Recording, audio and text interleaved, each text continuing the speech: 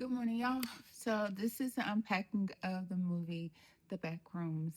I know initially I was like, I would never watch that movie again. I didn't really care for it. Blah, blah, blah. Look, I felt triggered in the moment. So, this movie is layered, it's a cautionary tale. I'm trying to figure out how can I tell you all like, the meaning and what happens in this movie without actually telling the storyline. So bear with me. You ready? So it's a Backrooms is a psychological thriller. As you can tell from the preview, it is this guy, and he discovers that there are rooms within rooms that are always having another connection, right?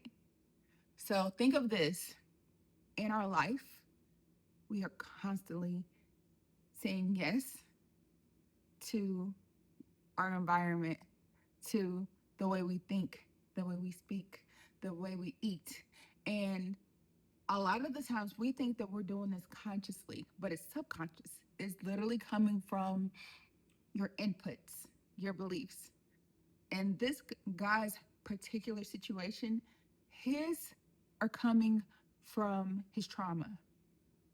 Most of us are responding from some sort of trauma in life. And his manifested as the rooms because he always wanted to be an architect. In our life, we are always building new beliefs, new feelings behind each experience. That's why they say two people can have the exact same experience. One will be traumatized from the situation, the other will become stronger from it. The situation itself did not change, but the way that they experienced the experience itself is what dictated the way they reacted to said experience. And I know I'm always going back to Carl Jung.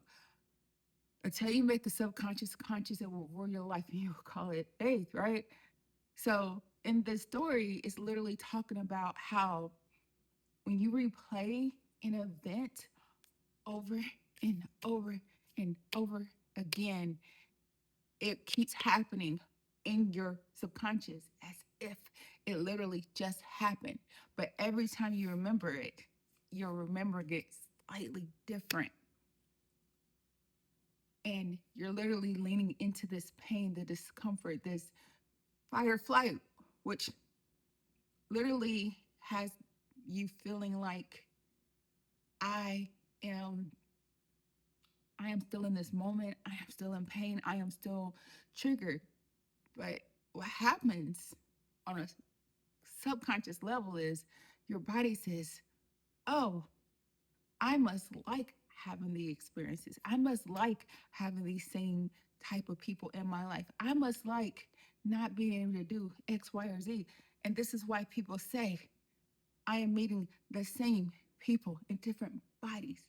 Or is it your subconscious has programmed your beliefs and your actions so deeply because it's ingrained because you keep replaying it in a way that keeps you overthinking it.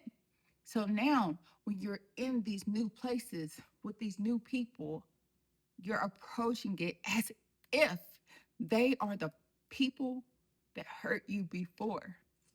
And so now you're replaying out that same situation with different people, but you're claiming that it's the same people in different body. The only person that is the same in those situations is you. So ask yourself, what is it about me that is making me have these same actions, reactions with different interactions, which are creating the same thing with different people?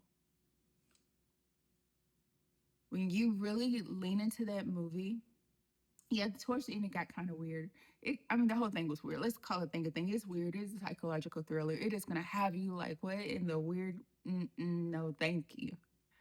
But then it also plays into the thing of we all have, we are all part of one giant consciousness. And I know when you get into like psychology, or you get into a lot of the things from different facets of history and a lot of things that has a lot to do with this, but I don't want to go too left because if I really lean into that, some of y'all are gonna be like, "What are you talking about, Marquette?" So let's digress a little bit. Come on back with me. But just know this: there are a lot of things in history that has happened across a lot of different cultures that had no means of interaction. This is before the telephone. This is before the internet. This is before these people had any way to communicate, but yet and still, they had some similar beliefs. They had some similar artifacts.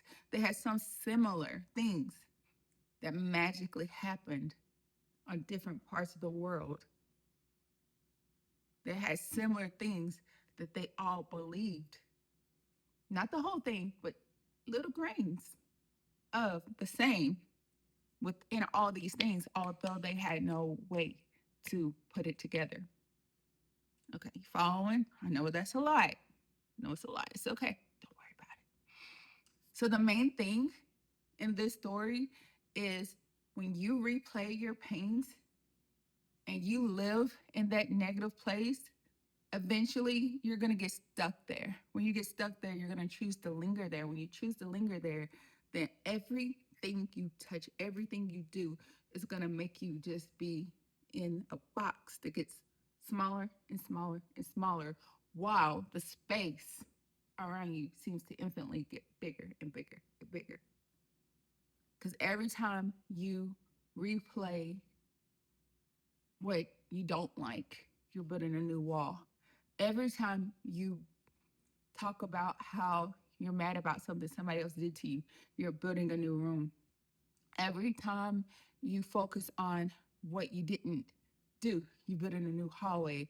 Every time you focus on something you did in the past that you have no control over, you're building a new suite. And all of these things are compounding.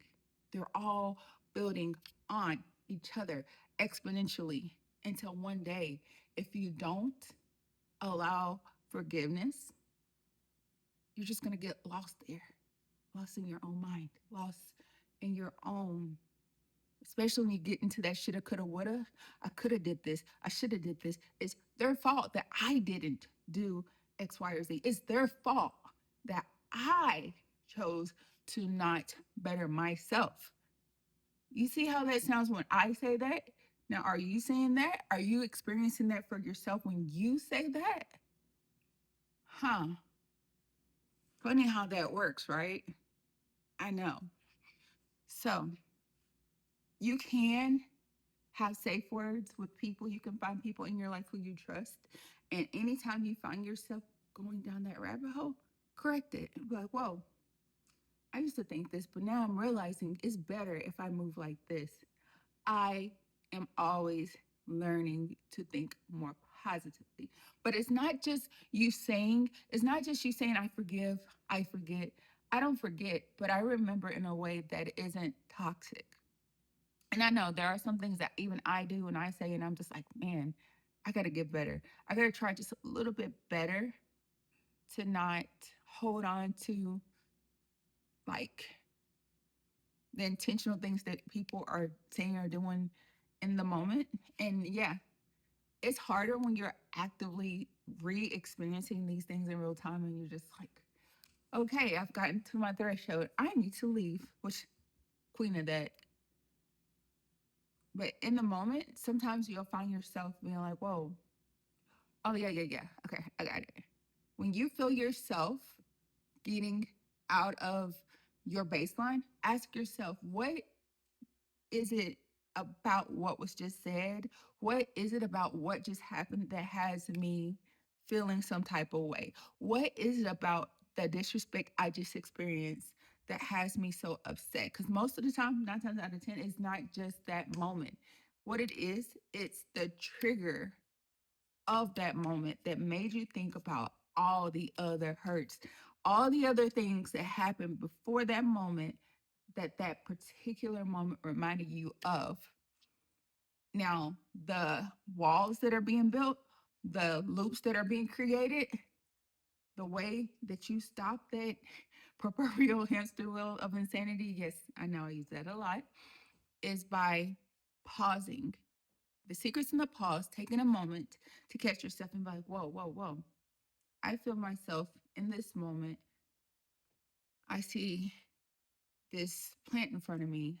I smell this fresh air. I see this banister.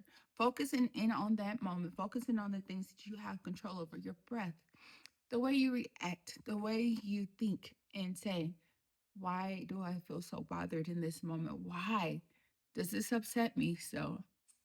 And then choosing to react differently than you would before. Now, this is going to be very awkward. This is going to be very like, why should I do this? Why should I not prove? Because you shouldn't. And when you slowly work and change that moment, then you can leave the room. But when you linger and you choose to stay in those negative moments, those negative loops, eventually you'll build yourself a case that you can't escape, hence, not able to leave the rooms because you'll stay in that negative mindset so long that you'll literally forget who you are and your own abilities, your own capabilities due to that sad thing or those things that happened that you had no control over.